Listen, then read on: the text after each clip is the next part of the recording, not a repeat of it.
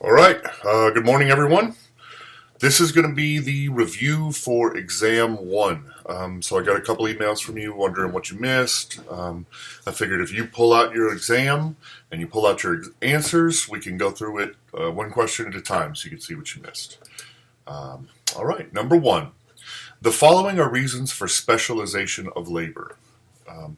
This is going to be all of the above. So specialization of labor does improve the amount of time it takes to conduct a specific action in the process of creating a product, right? Because you're specializing in something, so the more you do that one very finite movement or skill or whatever, the faster and faster it's going to become. You become more efficient. B, it improves the skill level of the individual taking the specific action. Again, this is the same idea. The more often that you have to do one very specific movement or piece of an assembly line, the faster and the more skillful you'll be able to do it. And third, it allows for economy of scale. Economy of scale, again, is the idea that as we buy more inputs, we're reducing the cost per individual input, and so we're saving money in the production process and increasing our profit margin, right? So all of these things are brought by specialization of labor, and we sort of talked about this very early on when we talked about the Industrial Revolution and why do we even want sort of specialization of labor and how it affected the world so heavily. Number two. So number one, specialization of labor. D is the answer, all of the above. Number two, who is considered the father of economics? A, Adam Smith is the correct answer. Adam Smith wrote The Wealth of Nations and is considered the father of modern economics. Ben Bernanke was the former Treasury Secretary. Janet Yellen is the current Treasury Secretary and was is the Fed Secretary and was the former Treasury Secretary. And Captain Crunch is, of course, a cereal box character, so it's not D, Captain Crunch. Okay. Number three, fiscal policy is made up of government taxation and spending. This is generally controlled by either the Fed or the Central Reserve Bank is A, or the government, usually the legislature or the executive is B. The answer is B, the government. Usually either the legislature or the executive. They are the ones who determine the taxation and spending. On the other end of it, the Federal Reserve and the Central Reserve Bank, they determine how much money is in the system and sort of inflation rates and these sorts of things. But the government and the legislature generally decide how much are we going to tax and what are we going to spend that money on. So number three is B. Number four, Sudan's largely agrarian/farming-based economy would be best placed in which type of economy? And this is going to be traditional. All generally largely agrarian economies are going to be traditional. Sudan is still a very traditional economy. They have been just destroyed by civil wars. By the splitting of the country and actual cessation by the South. Now you have a new state called South Sudan. By the ravages of both the drought and the genocide in the Darfur region. And so there's almost nothing in Sudan. I mean, it is a very, very agrarian traditional economy. So number four is A. Number five, North Korea's Democratic Republic of Korea economic system whereby the government largely determines production and prices is an example of which type of economy. Of course, this is going to be C, the command economy. North Korea's leaders and the Politburo decide what is going to be produced in how much and what the prices are going to be and all of this sort of stuff. So this is sort of the most archetypal example of a command economy on Earth at the moment, I would think. Number six, United States economic system, where supply and demand mechanisms generally determine production and prices, is an example of which type of economy. And number six is going to be B, a market economy, of course. Number 7, the measure of the size or the total production in an economy is gross domestic product, A. Exports are how much you're selling to foreign nations. Inflation is how much the value of a dollar is changing over time, and stagflation is the combination of a high unemployment rate and a high inflation rate. None of those really have anything to do with the size of an economy. So number 7 would be A, gross domestic product. Number 8, a cost that has been incurred in the past which cannot be recovered is known as a sunk cost, B. Number 9. This one I would say is probably the most troublesome on the exam. This sort of string of 3 questions, 9, 10, and 11. So looking at the graph above, this healthcare versus education trade-off graph, if society has decided that it would like to allocate between healthcare and education at point C, but allocation has been provided at point D, then what you get is the answer is B. Society is productively efficient because it's on that pink production possibilities frontier curve. It's actually on there, so that means we're producing at 100%. But it's not allocatively efficient. It's allocatively inefficient because society has decided that we should be at point C, but instead we're at point D. So we're producing 100%. We are efficient in that sense, but we have not gotten to the point where society as a whole has said this is where we would like to be producing, right? So number 9 is B. Number 10, if society has decided that it would like to allocate at point C and we are at point C, that means that we're both productively efficient because we are on that production possibilities frontier curve. We are on it. We're not inside it, right? And we are allocatively efficient because we are producing goods at the point that society said would be best for our society, right? So it is both productively and allocatively efficient. So that would be A. Number 10 is A.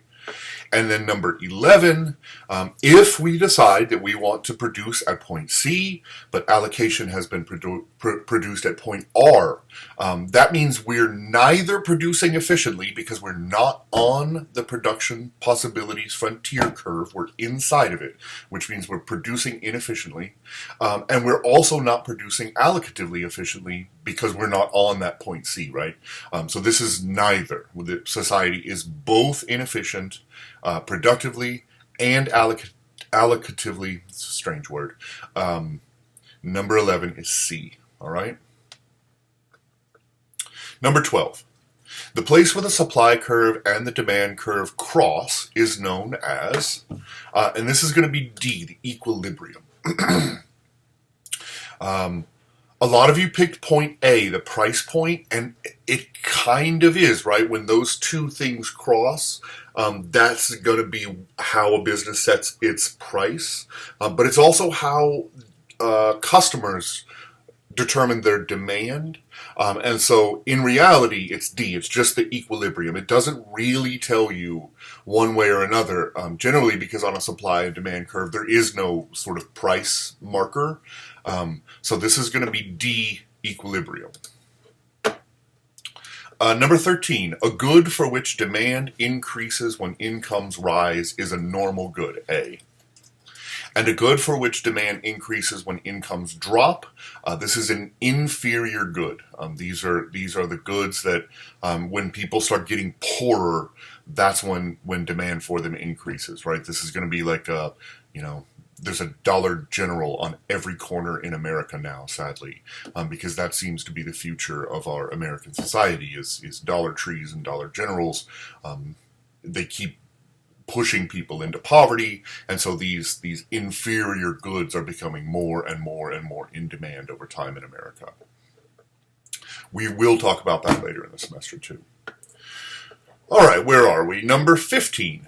Minimum wage is an example of a price floor. This means you can't go below it unless you are illegally paying your labor, which is what happens in a lot of, say, farms, stuff like that. But for the most part, when everything's above board, the minimum wage is a price floor, meaning that you can't by law pay less than that, right?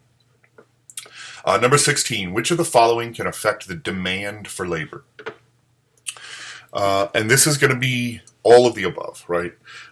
How do we affect the demand for labor? The overall economic trends. So if the economy itself is trending well, you're probably going to have more demand for labor. Education. This can also affect the demand for labor if there are different tiers, right, of labor demands. And if I need a doctor, I can't just grab anyone out of the general population. So education can affect it. Competitiveness in the industry. The more competitive the industry, the more labor is demanded because there's actual competition in the system, right? Government regulations can also affect demand for labor. We've seen this with affirmative action. Affirmative action laws help to reduce the stigma of hiring minorities or women, things of this sort. I shouldn't even say stigma, but for a long time it was especially in the South, like, should I hire a black person? Do I want them representing my business? And so the federal affirmative action laws helped to reduce that stigma. It provided tax benefits and tax write-offs and things of that sort for business owners to help reduce the sort of racist sentiment across the United States. So number 16 is E. Number 17, the least a company may pay an individual by law, of course, is the minimum wage, A. Number 18, the least an individual can earn without living in poverty is the living wage. This is B. This is a more ethereal number, right? The minimum wage is an actual number we can point at, like it is $7.25 or it is $15. A living wage is more like, how do you live comfortably in America? How do you live without being in poverty? And that's going to be very different in LA than it is in Lubbock, Texas, where I am, right? So this is a much more sort of ethereal, manipulable number than the minimum wage, which is a real thing that you can point at, right? Number 19, historically, approximately what percentage of the U.S. population earns the minimum wage? This was another one that a lot of people missed, and this is at 1%. It was both in the notes and in the book. Maybe I should have pointed it out a little more, but I'm pretty sure, I saw this statistic all over the place. So 1% of the U.S. population generally, historically, earns the minimum wage, and even less right now. Because companies just don't pay minimum wage anymore for the most part. The sort of equilibrium minimum wage is closer to like $9.50 from what I've seen from reading economic trends. Number 20, the rate of return on savings is known as the interest rate. So your interest rate usually around anywhere from 1 to 2.5%. For a regular savings account. Probably even lower these days because of how cheap money is in the market right now. But number 20, A, interest rates. Number 21, what is a cap on the amount of interest that may be charged? And this is usury. Number 21 is B, usury laws. Number 22, which type of economic system tends to perform best at disseminating information? And number 22 is D, the market. We talked a lot about this in the lecture, and the book talks a lot about that's one of the biggest benefits of a market system is the free dissemination of information about prices and supplies, etc. Number 23, the measure of the responsiveness of one variable to small changes in another variable is known as D-elasticity.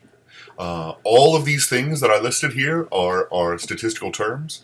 Heteroscedasticity is about changes in the error term in your models. Kurtosis and skew are about the peakness and the fatness of your curve in your data. And then elasticity is what we talked about. So it should have been the only term you'd have even heard in this semester so far. So number 23, responsiveness of one variable to small changes in another variable is elasticity. D.